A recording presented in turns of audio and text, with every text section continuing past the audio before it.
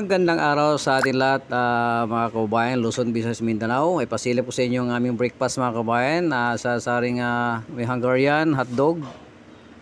So mayroon ding itlog maalat, mga kababayan. Masarap ito sa fried rice. Marami naghanap dito sa amin na fried rice na i-partner dito sa itlog maalat.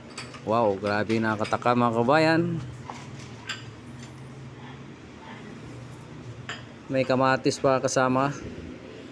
Saka mayroon din kaming fried egg, mga kabayan, saka nilagang itlog, arroz caldo, at saka champurado. May beef mami din kami, mga kabayan, kasi sa umaga marami naghanap ng may sabaw, mami. Saka siyempre pangpaba ng buhay, di ba? Pansit, bihon, mga kabayan. Saka may corn beef. So ang daming choices dito, mga kababayan.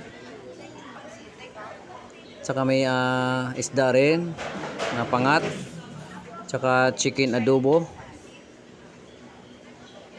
Favorito rin dito yung mga kabayan, madali maubos to.